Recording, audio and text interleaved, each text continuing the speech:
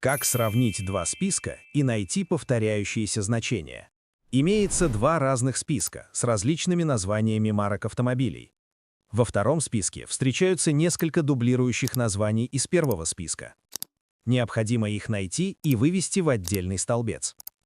Пользователь, который с Excel на «вы», будет визуально сравнивать каждое значение отдельно, что, несомненно, очень утомительное занятие. Особенно если списки будут большие и повторы данных будут находиться далеко друг от друга. А нужно всего лишь пару функций в одной формуле и все. Выберите место, где нужно отобразить найденные дубликаты, и введите следующую формулу.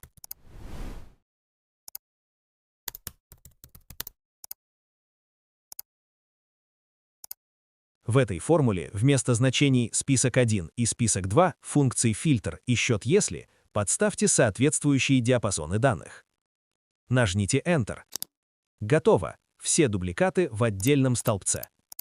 Если же вам необходимо знать, какое количество раз встречаются дубликаты во втором списке, то воспользуйтесь уже известной функцией «счет если».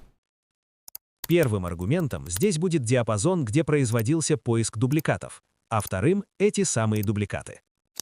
Если видео было полезным, лайк и комментарий в поддержку канала. Подписывайтесь, чтобы знать больше. До встречи в следующем видео.